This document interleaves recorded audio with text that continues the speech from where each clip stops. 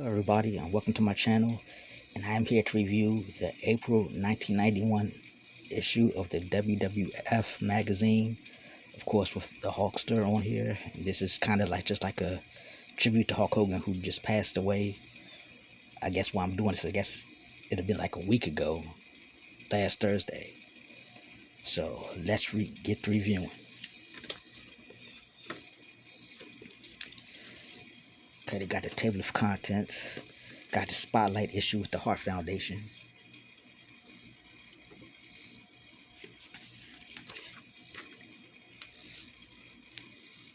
Some ads for TCA.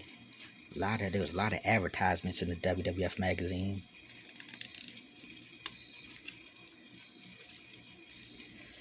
Around the ring, they're talking about Jack Tunney, and they said he's trying to install instant replay for the WWF like it is in the NFL. So I don't remember them doing that, but that's what they were saying he needed to do.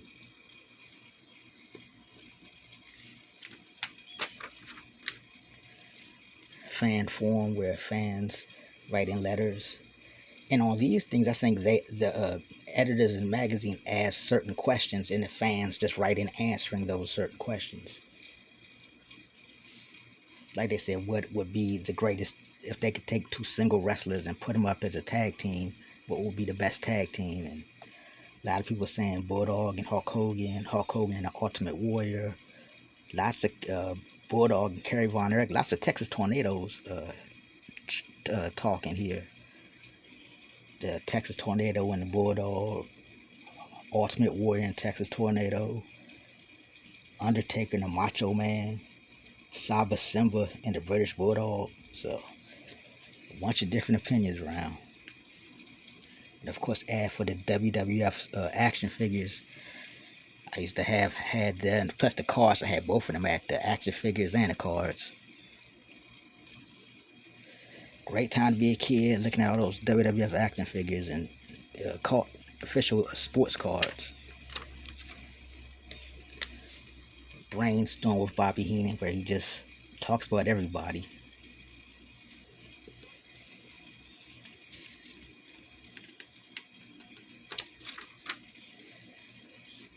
Newsbreakers, and it's the debut of the Viking, who of course would later be called the Berserker.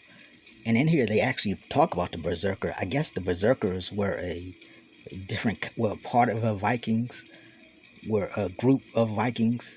Because it says, of all the Vikings, the most invincible were the Berserkers, who were so consumed by battle, lest they roared like animals and seemed to feel no pain in their wild desire to destroy and pillage.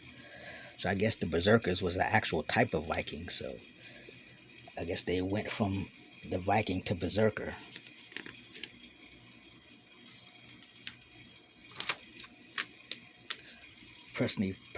Personality profile on Virgil.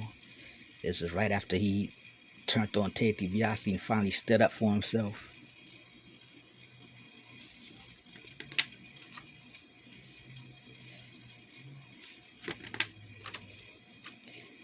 A talk with the Undertaker with his new manager Paul Bearer. And in the interview, Paul Bearer did most of the talking. Undertaker did some, but it was mostly Paul Bearer answering the questions.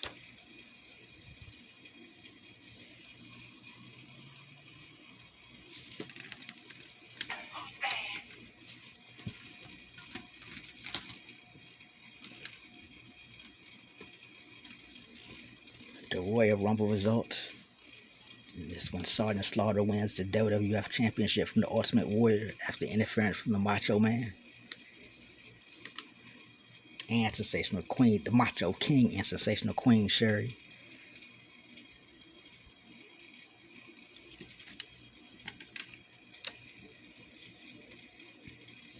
Yeah, I need to rewatch this match again. It's been so long.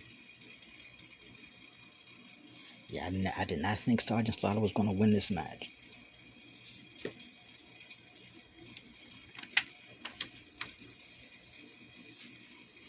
And Sergeant Slaughter with the belt, that pink belt. I hated when the Warrior changed the belt and made them all different colors. I hated that. Not a fan. Not a fan. And then the actual Royal Rumble match.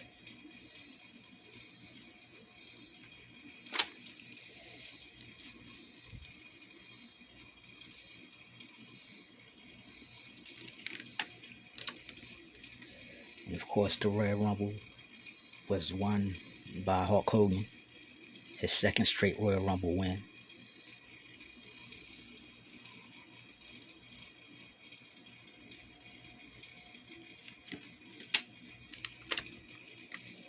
And some other matches, Ted DiBiase and Virgil versus Dusty and Dustin Rhodes.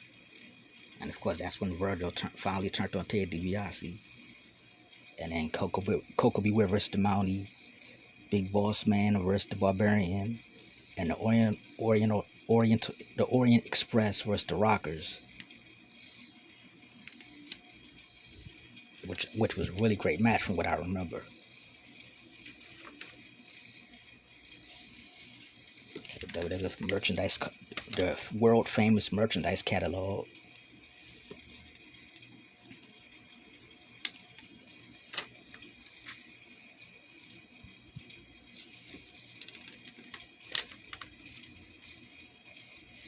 I have this Hulk Hogan shirt, but I had it like I didn't get it from here. My mom's ordered it from someplace, and it wasn't a T-shirt, it was a sweatshirt. But I just don't know where it is. It's been so long. Like this Heart Foundation T-shirt. I wish I would have got that.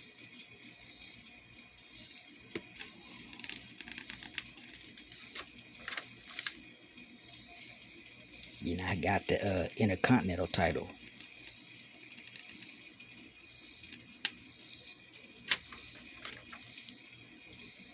And I got the Bret Hart shades. I don't know what happened to those.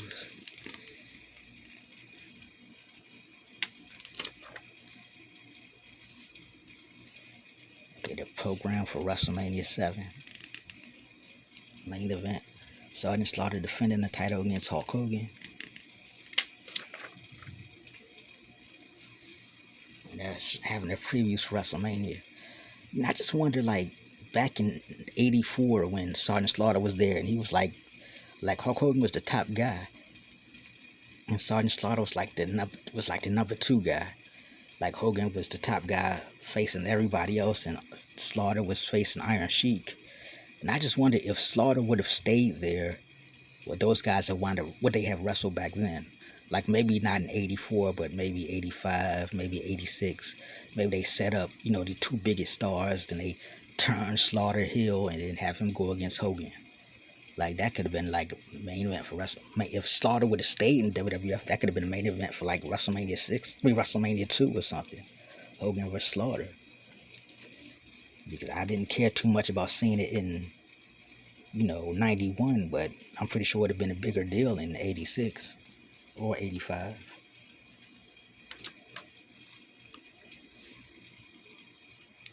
Macho Man versus the Ultimate Warrior, career on the line match. Heart Foundation versus the Nasty Boys for the tag team title. Mr. Perfect versus Big Boss Man.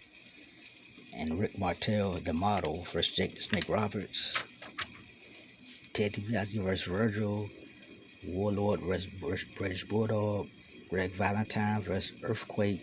Jimmy Snuka versus The Undertaker. And the Road Warriors versus Power and Glory. And an ad for Hulk Hogan's vitamins. It's just crazy that Hulk Hogan is not here anymore. It's surreal to think that this guy's not here. I mean, in an era where he was in an era where so many guys died, but you just didn't think he would be one of those guys. I mean, I know he eventually was going to die, but it's just crazy to think that, he's gone now. The Hulkster shows the flag. Hogan tours military bases for the USO. So this is, I guess, when the Iraqi war started and stuff, and they really wanted to make Hogan the American hero, so he took his, did a lot of these tours. And he was in big demand. People loved him.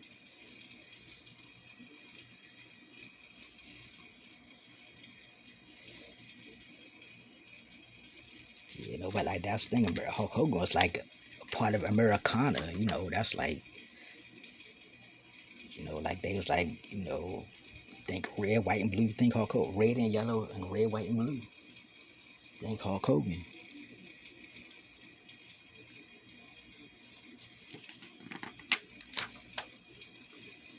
Okay, you got Jimmy Hart, the master manager. Where they're talking about all the people Jimmy Hart managed to success. Dino Bravo, the Nasty Boys, Earthquake,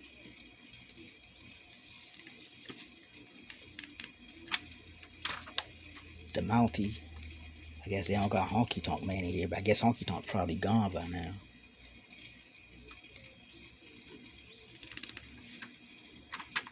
Hulk Hogan in the movie Suburban Commando. I mean, I thought Hulk Hogan movies were actually okay. I liked No Holds Barred. I know a lot of people said it was crap, but I liked it. So.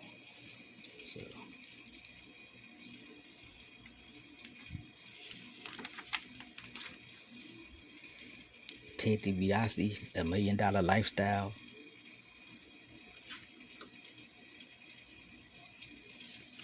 So Ted DiBiase living the gimmick.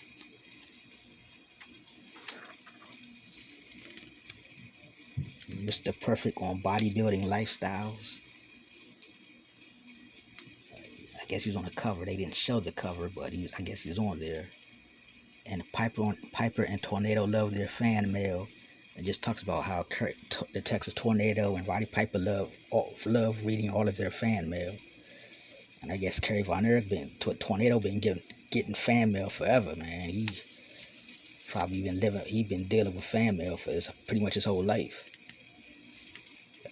Talk about the Playboy Buddy Rose blowaway update. Greg Valentine about him leaving Jimmy Hart after all them years.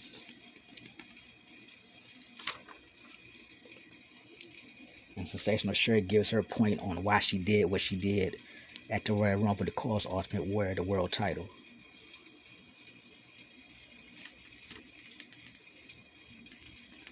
The bodybuilding lifestyles.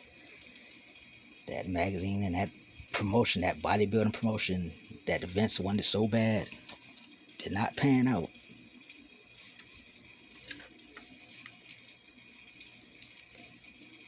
WWF owned the video cassette mega matches.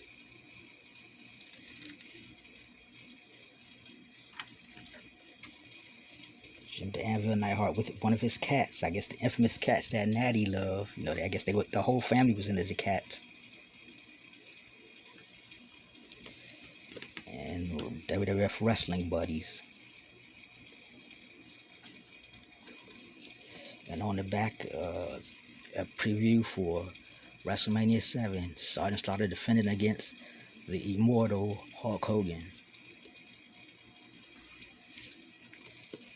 Like I say, once again, this is just kind of just want to say, because it's funny, because looking at my magazines, I realized I did not have a lot of the magazines that I reviewed, a lot of them didn't have didn't have any covers with Hulk Hogan, and I'm like, and I happened to make one last week, you know, then he wound up dying, so I get I gotta get more review more magazines with Hulk Hogan on the cover.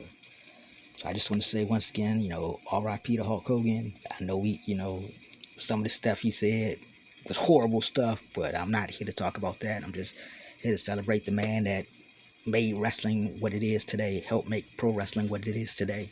I mean, that's fact. So just wanted to dedicate this review to the Hulk Hogan.